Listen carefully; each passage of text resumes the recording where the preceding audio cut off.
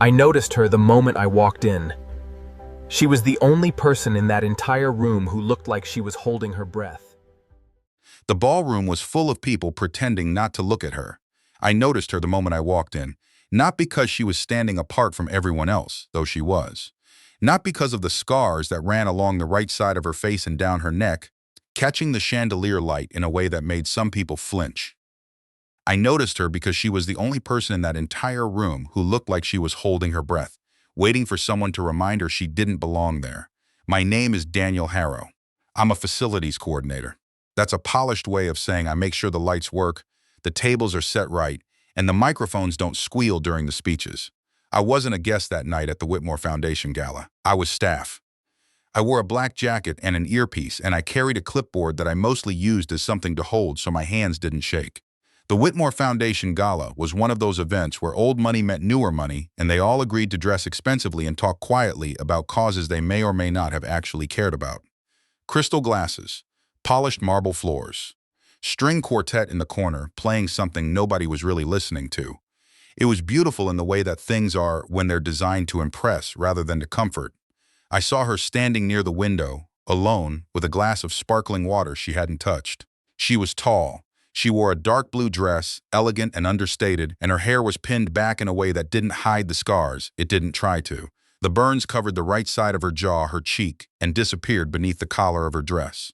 She stood with her shoulders back, chin up, the posture of someone who had practiced being brave in a mirror so many times it had become muscle memory. But her eyes told a different story. Her eyes were scanning the room slowly, not looking for someone to talk to. She was calculating exits. She was measuring the distance between herself and safety. I watched a woman in a red gown approach her, smile tightly, say something brief, and then drift away toward a more comfortable conversation. I watched a group of men nearby shift their bodies almost imperceptibly, creating a circle that just happened to face away from where she stood. I watched a photographer lift his camera in her direction, hesitate, and point it somewhere else instead. Nobody was cruel to her out loud. That's the thing about cruelty in polished rooms. It doesn't announce itself. It just arranges itself so that certain people are quietly made to feel invisible. If you believe that kindness can change a life, stay with this story. Because what happened next changed mine. I had no business crossing that room. I had a checklist and a radio and a head table I was supposed to check on before the speeches started. I had exactly 0 reasons to walk toward a woman I didn't know, and approximately 50 reasons to mind my own professional business. I walked toward her anyway. I don't know what I planned to say. I think I was hoping something would come to me on the way over. It didn't, so when I stopped beside her and she looked at me, cautious, guarded, already preparing for whatever awkward thing was about to come out of my mouth, I said the only true thing I could think of. I've been to 6 of these things this year, I said, and the shrimp is always disappointing. But the sparkling water is actually decent. She blinked. Then slowly, like something thawing, the corner of her mouth moved. I haven't tried it yet, she said. It's the best thing they've got, I said, which is either a compliment to the water or an insult to the catering. I'm Daniel Lydia, she said. And then, after a pause, Lydia Whitmore. I didn't react to the last name. I know I should probably say I didn't know who she was, but that's not true. I knew the Whitmore name. Everyone in that room knew the Whitmore name. Her father, Gerald Whitmore, had built a supply chain company from a loading dock in Ohio into something that appeared on the covers of business magazines. But what I hadn't connected until that moment was that the woman standing alone at the Whitmore Foundation Gala was Gerald Whitmore's only daughter.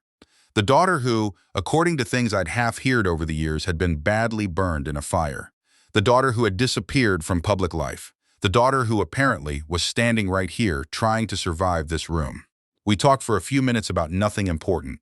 The music, the architecture of the building, whether sparkling water was actually refreshing or just the idea of refreshing. Small things, safe things. And then the string quartet shifted into something with a slower rhythm, and without thinking, without a plan, I turned to her and said, "Would you want to dance? I have to warn you, I'm not good at it, but I'm enthusiastic." The air between us changed. She looked at me for a long moment, not calculating anymore, something else. Like she was trying to figure out if I was real. "People are going to stare," she said quietly. "People are already staring," I said. "At least this way we give them something worth watching."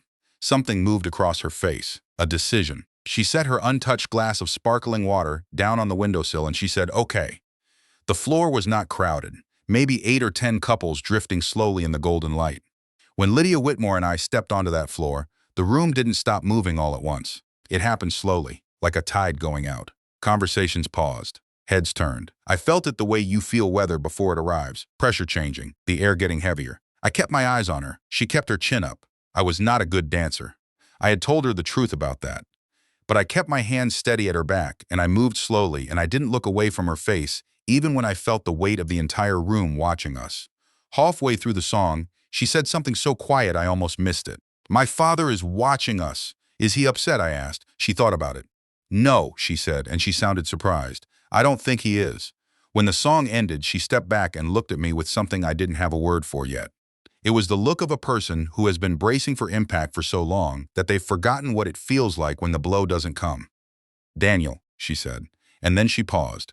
And what she said next I have never stopped hearing. "You looked at me like I was worth looking at." I didn't sleep well that night. Not because anything bad happened, but because I kept turning the evening over in my mind, looking at it from different angles, trying to understand why it felt so significant. A dance, a conversation about sparkling water. A woman who had stood alone at a window. It felt like more than that. It felt like something I couldn't name yet. The next morning, my supervisor called me into his office and told me Gerald Whitmore had requested to meet with me personally.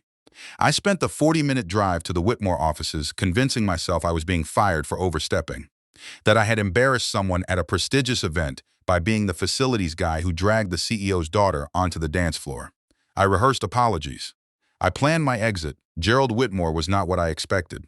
He was in his late 60s, a broad-shouldered man with tired eyes and the kind of stillness that comes not from confidence but from carrying something heavy for a very long time. He shook my hand and pointed to the chair across from him, and he said, without preamble, "Why did you do it?" I had practiced a careful answer in the car. I forgot all of it. "Because she looked like she needed someone to stay," I said. "Not save her, just stay." He was quiet for a moment. "Do you know what happened to my daughter?" he asked. I told him I knew there had been a fire. He nodded.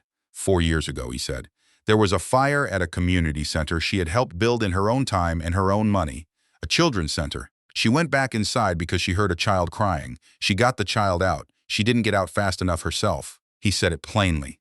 But his hands flat on the desk, pressed down slightly, like he needed something solid beneath them. "She saved that child's life," he said. "And then she disappeared from her own." The public had not been kind. There were photos. There were comments on the internet that I will not repeat here. There were people who called her brave for about a week, and then the story moved on and the cruelty stayed. She had retreated. She had stopped attending events, stopped appearing, stopped letting herself be seen. Until last night, when her father had quietly asked her if she wanted to attend the gala, not because she had to, because he thought maybe she was ready to try. She almost hadn't come. She had stood in the lobby for 11 minutes before walking into that ballroom. Her father had watched her from across the room the whole evening, terrified, proud, helpless, and grieving all at once. And then he had watched her dance. "I want to offer you a role with the Whitmore Foundation's Community Rebuilding Initiative," he said. "Outreach coordinator. You'd work directly with the communities we serve and," he paused, "you'd work alongside Lydia if she chooses to return to the program she designed." I told him I wasn't qualified for something like that. He said that what I had done the night before took more qualification than any resume could show. I started the following month. What followed was not a simple story. Nothing real ever is. Lydia did return to the program. Slowly, carefully. Like someone learning to walk after a long time in bed. Her legs still worked, but she didn't fully trust them yet. There were days she was brilliant, passionate, sharp in a way that made every meeting better. There were days she read something online and went quiet in a way that lasted for hours. I didn't try to fix the quiet days. I just stayed nearby. There was a board meeting, 3 months in, where 2 investors questioned whether having Lydia as the public face of the initiative was strategically sound. They used words like optics and perception and public comfort. I watched her face during that meeting. She held herself perfectly still. Afterward, in the parking structure, I found her sitting on the hood of her car, staring at nothing. "They're not wrong," she said. "I make people uncomfortable. You make people confront something they'd rather ignore," I said. "That's different." She looked at me. "What if I'm not strong enough to keep being that?" "You don't have to be strong," I said. "You just have to show up. The strength part comes after." It wasn't perfect advice, but it was honest. The initiative held a public event 6 months after I joined. A community center opening, actually, which felt like it had meaning neither of us had planned. Lydia was supposed to speak. She had written the speech herself, rewritten it 4 times, and told me the morning of the event that she wasn't sure she could stand at the podium. "What if I freeze?" she asked. "Then you freeze," I said, "and then you start again, and I'll be standing right there." She did not freeze. She stood at that podium in front of 200 people, and she spoke about what it means to build something for other people, about the children who use spaces like this one, about what it costs to build it, not in money, but in something harder. She didn't mention the fire directly. She didn't have to. It lived in every word. When she finished, the room was quiet for a moment. Then someone started clapping, and then everyone did. I watched from the side of the room the same way her father had watched at the gala. Terrified, proud, helpless, full of something I was only just beginning to understand. After the event, she found me near the back. The community center was full of people, families, children running between the chairs, music playing from somewhere. It felt nothing like the Whitmore Gala. It felt better. She stood in front of me and she said, "You looked at me like I was worth looking at." The same words. But they meant something different now. They weren't fragile anymore. They weren't a lifeline thrown to someone drowning. They were something she was giving back to me, returning them steady and whole, the way you return a borrowed coat once you're warm again. I have thought about that night in the ballroom many times since then, the way the room arranged itself around her, the way she held her breath, the way one small moment, a slow song, a bad dancer, a glass of untouched sparkling water, became the thread that pulled everything that came after. I'm still the outreach coordinator. I still make sure things work, that the lights are right, that the rooms are set up properly. Old habits. But now the rooms I set up are for people who need them, and the woman who designed them stands in them without holding her breath. If you've ever felt invisible in a room full of people, you know what it cost her to walk through that door. And if you've ever had one person refuse to look away, you know exactly what changed everything. Discouraged if you believe one moment of courage can rewrite a life. And before you go, drop one word in the comments that this story brought up for you. Just one word. Because sometimes one word, like one dance, is enough to begin. The ballroom was full of people pretending not to look at her. Now, finally, they couldn't stop.